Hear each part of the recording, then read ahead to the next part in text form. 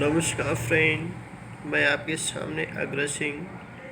Talent fountain institute में आपका स्वागत है। हम आपके बीच लेकर आए हैं सीटेट केंद्रीय शिक्षक पात्रता परीक्षा। ये वैकेंसी आपके सामने आ चुकी है। ऑनलाइन अभी हम लोग आ रहे हैं और जो भी बच्चे इच्छुक हैं सीटेट का एग्ज़ाम देने के लिए तुरंत अपना फॉर्म भर दें ताकि परीक्षा आप दे सकें। तो और तैयारी भी शुरू कर देते हैं और तैयारी भी शायद आप लोग बच्चे शुरू कर चुके होंगे, है ना।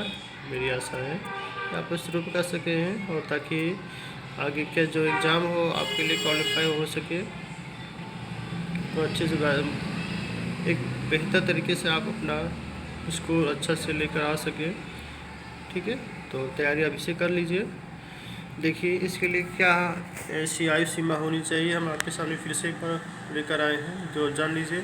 आयु सीमा प्राथमिक शिक्षा के लिए न्यूनतम अभ्यर्थी की आयु न्यूनतम 18 वर्ष निर्धारित है। आरक्षित श्रेणी के अभ्यर्थियों के लिए ऊपरी आयु सीमा में छूट के प्रावधान के अंतर्गत अन्य पिछड़ा वर्ग के लिए 3 वर्ष एवं अनुसूचित जाति व जनजाति के लिए 5 वर्ष की छूट दी गई है। शैक्षणिक योग्यता पहली से 5वीं कक्षा तक के शिक्षक के लिए उच्चतर माध्यमिक में 50% अंकों सहित NCTE से मान्यता प्राप्त संस्थान से 2 वर्ष का एलिमेंट्री एजुकेशन का डिप्लोमा उत्तीर्ण तथा 6वीं से 8वीं कक्षा के शिक्षक के लिए मान्यता प्राप्त विश्वविद्यालय से न्यूनतम 50% अंकों सहित NCTE से मान्यता प्राप्त संस्थान से 1 वर्ष का क्या होना चाहिए, B.Ed या अथवा 4 वर्ष का BLED bachelor in elementary education उत्तीर्ण। आरक्षित वर्गों को न्यूनतम अंकों में नियमानुसार निर्धारित छूट प्राप्त होगी। ठीक है, जैसा कि आप लोग देख सके हैं, अभी हम लोग एक बार और तरीके से देख लीजिए। आयु सीमा 18 वर्ष रहने वाली है। ठीक है, और 5 वर्ष की अनुसूचित जात जनजात के लिए 5 वर्ष की छूट दी गई है एवं अनुसूचित जाति व जनजात के लिए 5 वर्ष की छूट दी गई है और अन्य पिछड़ा वर्ग के लिए 3 वर्ष छूट का प्रावधान है। शैक्षणिक योग्यता देख लीजिए, एक बार फिर से नोट कर लीजिए। पहली से 5वीं कक्षा तक के शिक्षक के लिए उच्चतर माध्यमिक विद्यालय में पढ़ाने के लिए बच्चों का परसेंटेज 50% अंकों सहित NCTE में से मान्यता प्राप्त संस्थान से 2 वर्ष का एलिमेंट्री एजुकेशन का डिप्लोमा उत्तीर्ण तथा 6वीं से 8वीं कक्षा तक के शिक्षक के लिए मान्यता प्राप्त विश्वविद्यालय से न्यूनतम 50% अंकों सहित NCTE से मान्यता प्राप्त संस्थान से 1 वर्ष का B.Ed उत्तीर्ण अथवा 4 वर्ष का BLED bachelor in elementary education उत्तीर्ण होना चाहिए। आरक्षित वर्गों को न्यूनतम अंकों में नियमानुसार निर्धारित छूट प्राप्त होगी। ठीक है, समझ गए आप लोग। आइए आप लोग देखते हैं परीक्षा का प्रारूप कैसे होता है। CTET के अंतर्गत 2 प्रश्न पत्र होंगे। दोनों की प्रश्न पत्र बहुविकल्पी प्रश्न पद्धति पर आधारित होते हैं। कक्षा 1 से 5 के शिक्षक बनने के अभिलाषी अभ्यर्थियों के लिए सिर्फ प्रथम प्रश्न पत्र है। कक्षा 6 से कक्षा 8 तक के शिक्षक बनने के अभिलाषी अभ्यर्थियों के लिए द्वितीय प्रश्न पत्र है। मतलब यह है कि कक्षा 1 से 5 तक पढ़ाने के बच्चों के लिए पहला प्रश्न पत्र होगा और कक्षा 6 से 8 तक के बच्चों को पढ़ाने के लिए दूसरा प्रश्न पत्र होगा। ठीक है, समझ में आ गया। उनके लिए दोनों प्रश्न पत्र परीक्षा देना अनिवार्य है। जो लोग अभिषेक अभ्यर्थी जो कक्षा 1 से 5 या कक्षा 6 से 8 दोनों के शिक्षक बनना चाहते हैं, उनके लिए दोनों प्रश्न पत्र का एग्ज़ाम देना अनिवार्य होगा। ठीक है, समझ में आ गया। मतलब जो लोग 1 से 5 तक के लिए टीचर बनना चाहते हैं वो पहला प्रश्न पत्र, और जो कक्षा 6 से 8 तक के लिए जो अध्यापक बनना चाहते हैं उनके लिए सेकेंड पेपर और जो दोनों में एग्ज़ाम देना चाहते हैं, सोचते हैं कि हम 1 से 8 तक के बच्चों के लिए पढ़ा सकेंगे ताकि हमारा जो है प्रमोशन हो सके, तो दोनों पेपर आप दे सकते हैं। द्वितीय प्रश्न पत्र के विषयों प्रश्न पत्रों की संख्या, उनके लिए निर्धारित अंक एवं समयावधि निम्न होंगे। देखते हैं, ठीक है। ये आपका द्वितीय प्रश्न पत्र के लिए है बाल विकास एवं शिक्षा शास्त्र भाषा। ये जो बाल विकास एवं शिक्षा शास्त्र क्या है, 30 प्रश्न होंगे, इनके 30 अंक भी होंगे। भाषा 1 में हिंदी आता है, 30 प्रश्न संख्या होगी, इसमें 30 अंक निर्धारित होते हैं। भाषा सेकंड में अंग्रेजी 30 प्रश्न की संख्या होगी, 30 अंक निर्धारित होंगे। सामाजिक अध्ययन, इसके सामाजिक विज्ञान, इसके 60 प्रश्नों की संख्या 60 होती है और निर्धारित संख्या अंकों की 60 होती है, ठीक है। ये कुल आपका 150 अंकों का होता है। समय अवधि आपकी 90 मिनट। ये वे बच्चे हैं जो आर्ट साइड से पढ़ेंगे, ठीक है, ये उनके लिए है। दोनों प्रश्न पत्रों के सभी प्रश्न वस्तुनिष्ठ के होंगे।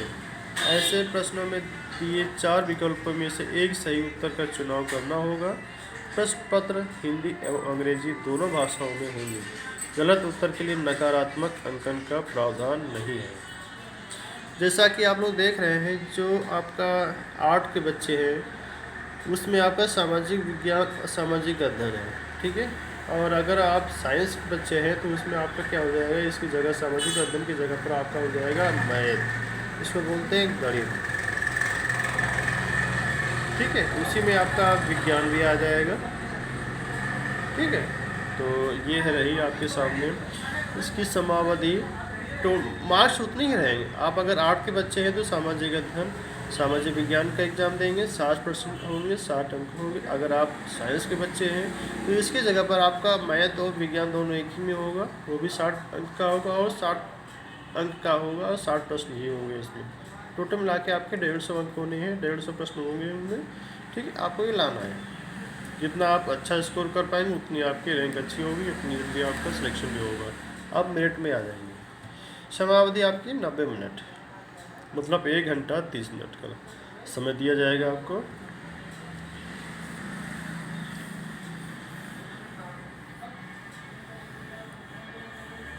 दोनों प्रश्न पत्रों के सभी प्रश्न वस्तुनिष्ठ प्रकार के होंगे। ऐसे प्रश्नों में दिए 4 विकल्पों में से एक सही उत्तर का चुनाव करना होगा। प्रश्न पत्र हिंदी एवं अंग्रेजी दोनों भाषाओं में होंगे। गलत उत्तर के लिए नकारात्मक अंकन का प्रावधान नहीं है, ठीक है।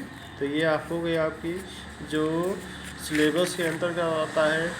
आयु सीमा हो गई आपकी, शैक्षणिक योग्यता हो गया आपका, परीक्षा का प्रारूप हो गया आपका कि इसमें कैसे क्या प्रश्न पूछे जाते हैं, कैसे क्या जो लोग परीक्षा देने के लिए तैयार हैं उनको कैसे क्या, ये सब जानना ज़रूरी है कि हम प्रश्न पत्र 1 दें या 2 दें या दोनों देने के लिए बाध्य हैं और हैं, तो ये उनके लिए है। आप इसको आराम से पढ़ सकते हैं बिना गलती किए हुए।